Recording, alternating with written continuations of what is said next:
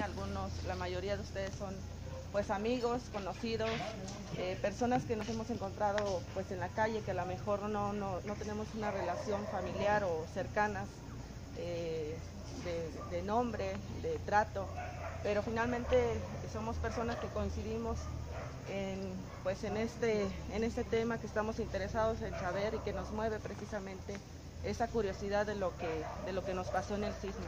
Muchas gracias a todos por venir. Y bueno, yo tuve que escribir algo para esta ocasión porque son 2 años ya del sismo, hay muchísimos datos, muchísimas historias, y si yo me pongo a decirles algo del sismo, podría aquí tardarme tal vez horas. Entonces escribí algo para tratar de explicarles de lo que está contenido en este libro. Dice: es un poco complejo tratar de explicar por qué considero que este libro es importante. Porque es importante que haya un registro histórico, un apunte que les diga a nuestros hijos y nietos que el 19 de septiembre de 2017 hubo un terremoto de 7.1 momentos de intensidad que nos hizo pensar que estábamos en una pesadilla. Porque lo que nos preguntamos de inmediato fue: ¿por qué nos pasó esto si aquí en Jojutla nunca temblaba así? Aquí estos fenómenos y esta dimensión de destrucción nunca la habíamos visto. Pero déjenme decirles que en Jojutla sí temblaba así, y es lo que nos acaba de explicar pues Carlos Ríos, que es asesor en materia de protección civil, que en Jojutla sí temblaba así. ¿Y saben por qué el sismo nos pegó tan duro? Bueno, también ya Carlos nos acaba de explicar que es precisamente porque no estábamos preparados, porque fuimos confiados y construimos nuestras casas sin conocer los suelos, porque desconocíamos la fuerza de la naturaleza y los estragos que genera.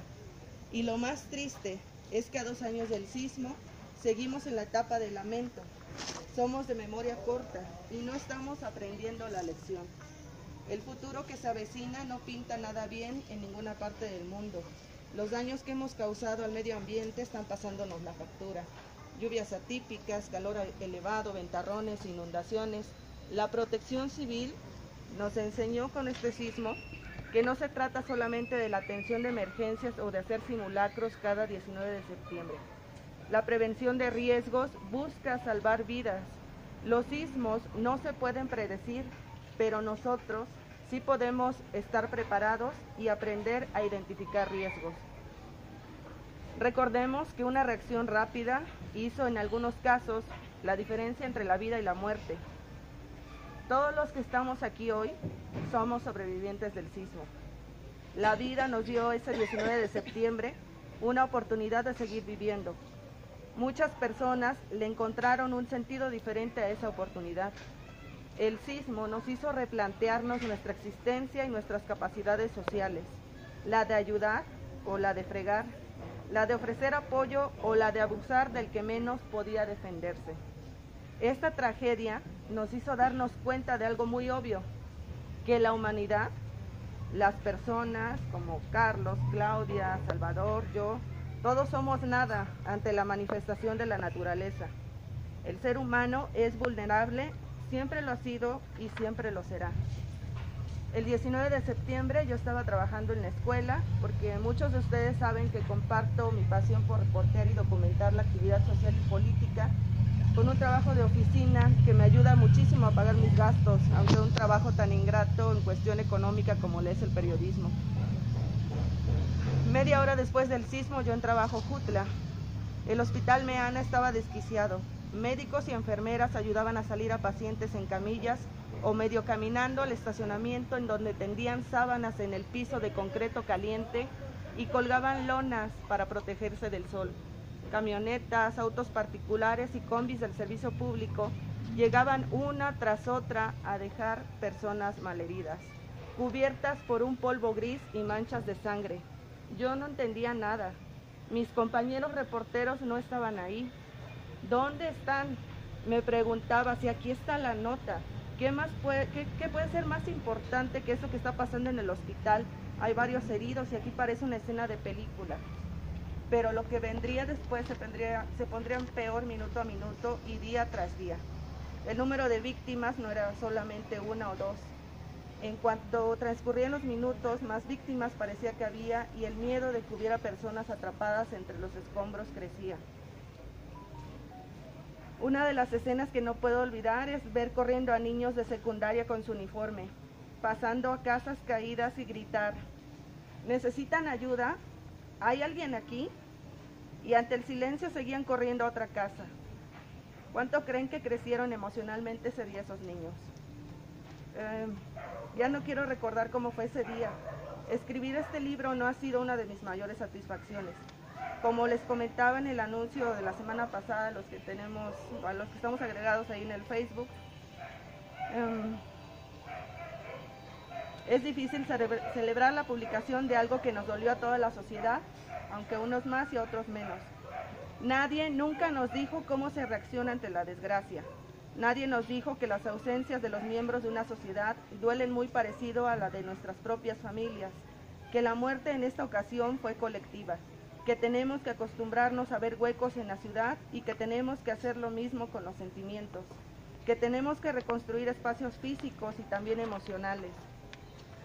Quise abarcar todos los aspectos sociales posibles en este libro de manera cronológica, también el aspecto histórico, el gubernamental y el técnico, así como las maravillosas conductas humanas, las buenas y las malas, tratando de buscar respuestas de por qué nos pasó lo que nos pasó, por qué así y por qué aquí.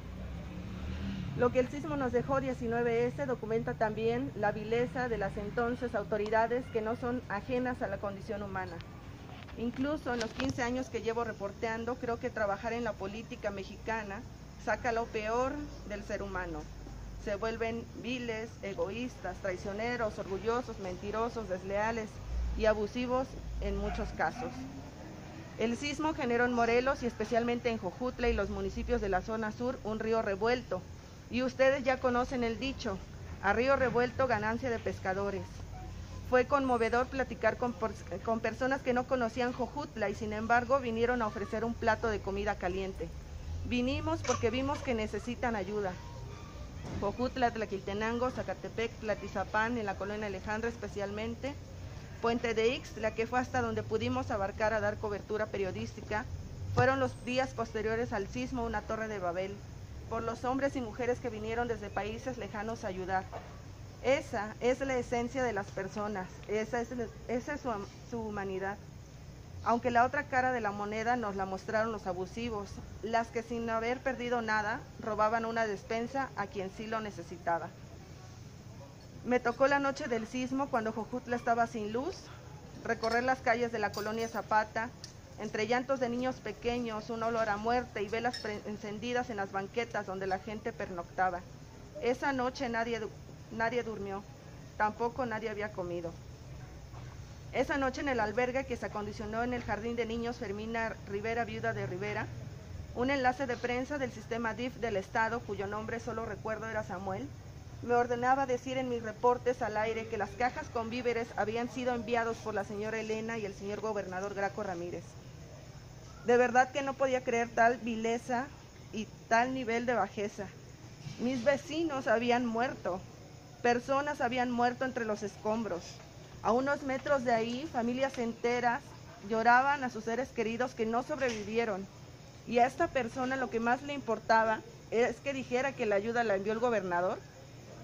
Yo me sentía dentro de un tornado. Mantuve la calma y le dije que no. Él empezó a decirle a la gente que yo estaba ahí para perjudicarlos. No aguanté más y me fui. Fui confidente de algunos compañeros reporteros, a quienes les pidieron no ser alarmistas cuando el sismo acababa de ocurrir y nadie fuera de Jojutla sabía lo que estaba pasando. Vi sus ojos de miedo e impotencia por una orden tan estúpida. Una de mis compañeros me dijo que vio morir a un hombre y que le pedían que no fuera alarmista. Era una tontería. Fuimos testigos de una serie de promesas de personajes políticos que nunca fueron sensibles con el dolor de sus semejantes.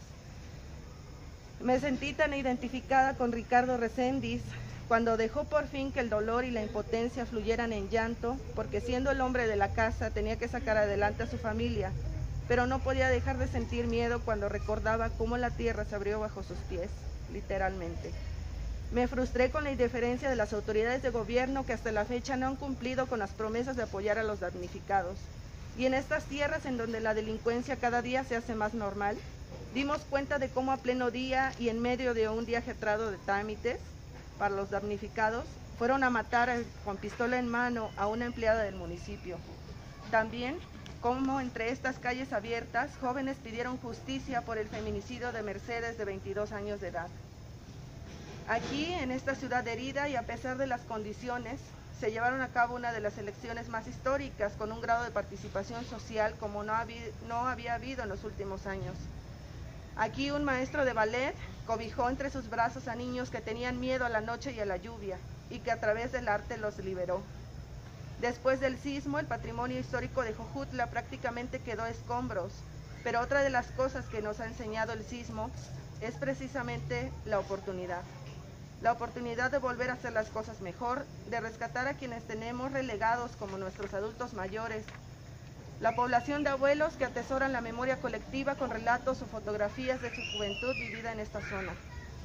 Recogimos testimonios de quienes vivieron en los albergues, de cómo a pesar del apoyo se sentían observados y juzgados. Ahí en el albergue, una nenita de unos 5 años de edad le reclamó a mi amigo Eduardo Díaz, que fue disfrazado de Superman, que por qué no había llegado antes, para salvarle a ella y a su familia y a todos de ese terremoto. Podría extenderme más contándole muchas cosas de lo vivido, pero como les decía en el inicio, nos estamos quedando en la etapa del lamento y el recuerdo y necesitamos pasar a la etapa de toma de decisiones, de construir reglamentos y leyes y exigir a los encargados de administrar los dineros públicos que primero tengamos condiciones dignas para los elementos de bomberos y protección civil que no se dieron abasto a pesar de tener miedo y aguantarse las ganas de correr a proteger a sus familias. Que haya equipamiento e infraestructura y que sean más maduros ante la crítica cuando evidenciamos que usan las pipas de bomberos para regar sus plantitas. Necesitamos que los reglamentos de construcción se hagan valer y que haya un marco legal para garantizar la seguridad y protección civil en la sociedad. No tenemos atlas de riesgo y ya pasaron 2 años, ni un inventario. Vaya, tampoco tenemos un registro o bitácora que diga que tal inundación se presentó en tal lugar y en tal fecha.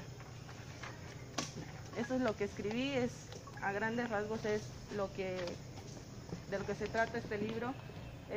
Aquí nos acompaña María Rodríguez, que está investigando, está haciendo su tesis de doctorado precisamente en cómo la gente se está recuperando después del sismo.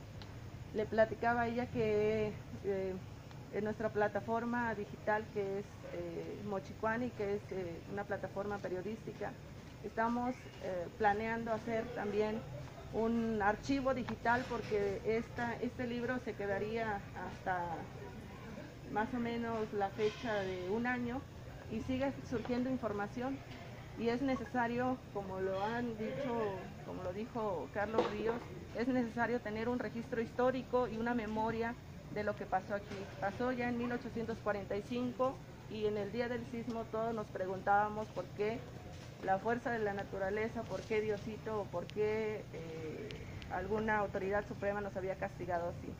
Y es por nuestra falta de memoria y es por esa falta también de conciencia. Nosotros como ciudadanos debemos de exigir que se cumplan esos reglamentos, debemos de ser conscientes. Las autoridades son muy comodinas. En cuanto nosotros no les pidamos que hagan algo, que actúen, ellos no lo van a hacer porque tienen intereses políticos y económicos con miras al siguiente cargo. Y los que estamos sufriendo las consecuencias somos las personas que vivimos en esta sociedad. Hay reglamentos de construcción civil. Carlos Ríos estuvo trabajando en el reglamento de construcción civil de aquí del municipio de Jojutla, pero hasta la fecha yo no he visto que el municipio mande a un supervisor de obra que les diga si su casa que están reconstruyendo está bien o está mal, o si el terreno en el que están, o si tiene un estudio de mecánica de suelos.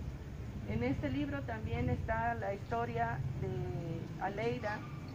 Yo creo que muchos conocen a Aleida de la colonia Zapata. A Aleida le regalaron una fundación la construcción de su casa, pero de muy buena manera, con el corazón en la mano, esta fundación le hizo su casita y al cabo de unos meses tuvo que derribarla porque la construcción se empezó a hundir, ¿Por qué? Porque no tenía el estudio del mecánico de suelos. No sabían sobre qué estaban construyendo y esa zona es de, se llama tierras expansivas, me parece. Entonces, arcilla expansiva. Entonces, cuando es temporada de secas, esa tierra pues se mantiene contraída, pero cuando llueve, se mueve. Entonces, toda la estructura se mueve. No tenemos un atlas de riesgo. Es como cuando estamos en la casa, tenemos que saber qué se puede caer, dónde ya se inundó para arreglar. Después del sismo, a un año del sismo, hace un año, Jojutla tuvo una inundación y igual seguimos en la etapa de lamento y en decir, es que ¿por qué nos pasa esto? No hay un registro, no hay nuevos puntos, no hay un atlas de riesgo, un atlas de riesgo que pueda ser entendible para nosotros como ciudadanos, que no sea tan técnico y que lo podamos consultar, porque también a la hora de a lo mejor comprar o vender o de expandir el terreno, la construcción, sepamos cómo se puede construir. Hubo muchísimos estudios, aquí estuvo un despacho muy importante internacional del doctor Kit Miyamoto, y él dijo también otra parte que se está olvidando y que también está dentro de este libro, es el sector comercial. Jojutla es eminentemente comercial, Jojutla no tiene fábricas, no tiene empresas, su economía depende de sus negocios precisamente como este, y son a base de mucho esfuerzo y no se les dio el apoyo necesario. Si no se les ha dado a las familias, menos a los negocios. Entonces, bueno, les decía que podríamos extendernos aquí muchísimo tiempo y esta es una parte de lo que se puede hacer en el libro. Ojalá que se pueda después, lo platicaremos porque estamos en este proyecto nada más, somos reporteros independientes, Máximo Cerri y yo, Leti también que colabora con nosotros, y queremos hacer un archivo digital para que sea de consulta pública, para que ustedes como ciudadanos lo puedan consultar, puedan exigir para que a la hora de que vayan a hacer una demanda, una denuncia al municipio, no los agarren sin información y les diga qué quieren pedir. No sabemos, nada más queremos que nos cumplas, que tengan los elementos y que tengan las bases, que también sean críticos con las autoridades. Las autoridades son representantes públicos, no gozan de otros beneficios, son las personas que nos representan y los que administran los dineros que son de todos, y esos dineros se tienen que hacer valer para todos, tienen que alcanzarnos y beneficiarnos a todos. Y eso sería todo.